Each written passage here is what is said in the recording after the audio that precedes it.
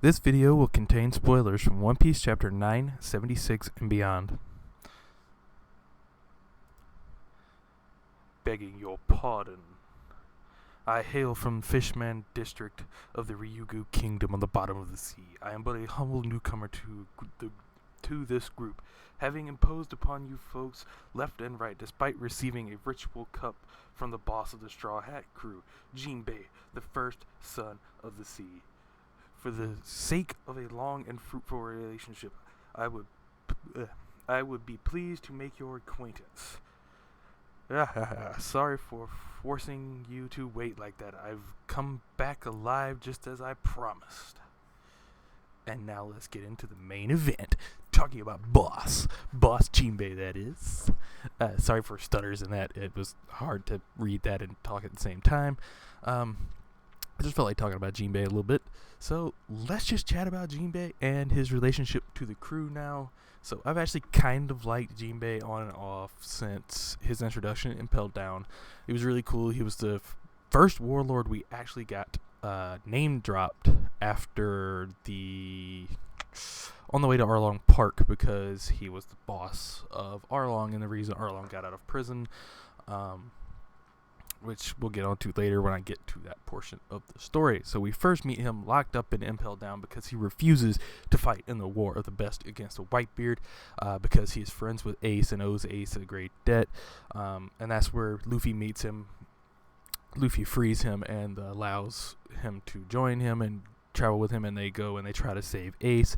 They're not able to save Ace, but Jinbei does save Luffy, and they get out, and he gets him over to Law's ship. They go to Amazon Lily. They both get patched up. And then again, when Rayleigh comes back and Luffy is told about all the stuff that he needs to do the 2-year time skip, the 3D2Y chapter, Jinbei, Rayleigh both accompany Luffy. And that's something that shocks the Marines very much. It is a former warlord, Jinbei, the first son of the sea, and the first mate of the Roger crew, coming with this stripling upstart Luffy to ring the Ox Bell, I believe it was 16 times, to signal a new era of piracy. And they get away on Jinbei's buddies, the sharks. I forget what kind of sharks they were. After that, we don't see Jinbei again until Fishman Island, where he is waiting in the sea forest for Luffy. And that's when we have the revelation that Jinbei is the one that was the boss of Arlong, and we have his backstory with Fisher Tiger, which one of the best backstories in One Piece. I know a lot of people don't like Fishman Island, but I like Jinbei, and so all of his points in Fishman Island are great to me. But it was really great, his interaction and the forgiveness from Nami, knowing well that Jinbei was not the one that was controlling Arlong all along. That was very cool. So after that, we get a brief fight between him and Luffy because he wants to stop him from fighting Horty Jones, but eventually Luffy convinces him to go with him to fight Horty Jones, when Luffy in turn wins, and it gets injured because Horty Jones's teeth are sharp, and that is Luffy's weakness, and he is bleeding out. And Jinbei is the only one willing to give Luffy blood because they are both the same blood type, which is type F, I believe. Which is an Asian blood type. That's not one we use here in the States, I believe. I don't believe we have that one. I could be wrong. But it leads into a great scene where Luffy's conscious the entire time as Jinbei's talking about he owes Luffy this great debt. And Luffy just starts smirking, and that's where the chapter ends after Luffy asks him to join my crew. But the anime kind of... The next episode carries on a little bit, and we see that Jinbei actually declines because he owes a great debt to Big Mom for stepping in after Whitebeard's death. So that's where we get into the next arc that we see Jinbei. Whole Cake Island, probably in my opinion the worst arc in One Piece. Drug out way too long, but Jinbei scenes in Whole Cake Island were amazing. Jinbei staring down the Yonko Big Mom, getting the choice of life or death. So give up your lifespan or be killed here, or give up your lifespan or stay on the crew. And Jinbei says neither. And Big Mom proceeds to try to pull out his lifespan, but cannot because there is no fear or hesitation in Jinbei's heart about following Luffy, the man he wants to see become the Pirate King.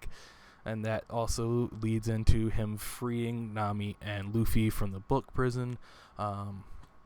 He also see him at the end of the arc become the helmsman of the Straw Hat crew, and he joins officially.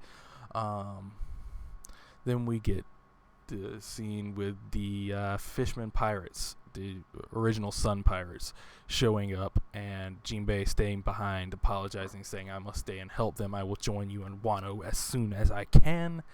And that's where we get to where we are currently in the story, what I just poorly voiced over, Jinbei's very epic intro line, and he's now in Wano. He is now a part of the crew. Every crew member was very excited to see him, and I love the fact at the end of that chapter, all of the members of the Straw Hat crew, except for, I believe that text bubble is coming off of Zoro and Luffy, call him boss. So Usopp calls him boss, Frankie calls him boss, Nami calls him boss, Zoro and Luffy call him Jinbei. So everybody else views him with honor.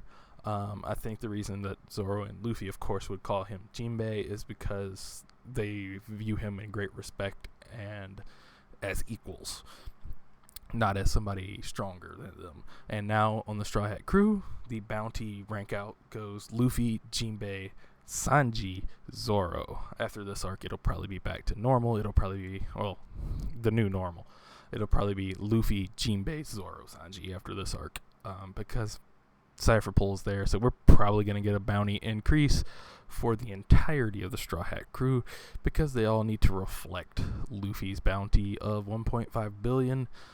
So, yeah, screw it. Let's give a bounty prediction for the end of this arc for Jinbei. I wouldn't have a problem with Jinbei getting a 1 billion bounty, just straight 1 billion. I think it would be fitting, either him or Zoro, to get that. Maybe Zoro a hair over 1 billion. I believe after this arc, they're probably going to earn it, because even right now, just fighting against a poo, this is going to be a very tough arc, and if CP0 is anywhere lurking around to give them a bounty increase after this arc, they're going to see what the Straw Hats plow through and what they take on with the other supernovas, and it'll be a very interesting outcome.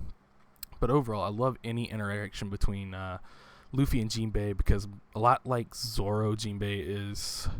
Well, Zoro's not a captain of his own crew, but Jinbei was a captain, like Brook. But Brook's a little more lighthearted than Jinbei and Zoro are. But they are the two that will hold Luffy's feet to the fire when it comes to the captain's position, the things he needs to take seriously, and stuff like that.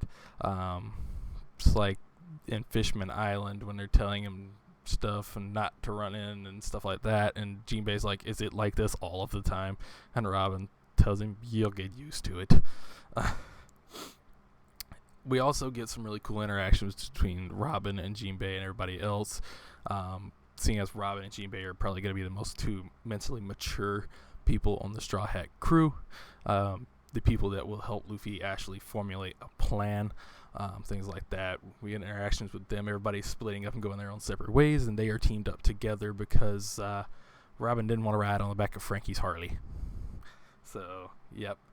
So it's just Robin and Jinbei strolling, and I think they are probably going to be the first ones to get an interaction with Kaido's son in the arc, because I believe that who is watching them from the bushes as they walk around Onigashima.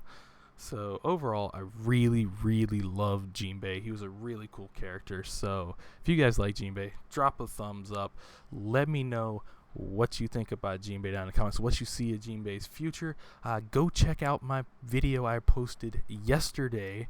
It is me, my boy Kaio, and Tekking 101, ranking all of the Hunter x Hunter arcs. We give our top 9 Hunter x Hunter arcs individually first for about the first 45 minutes of the video, and the rest of the last 30 minutes, granted there's a lot of tangents, we put each arc of Hunter x Hunter in a tier maker list and give the definitive what the three of us thought each arc ranked, non-biasedly from S, A, B, and C.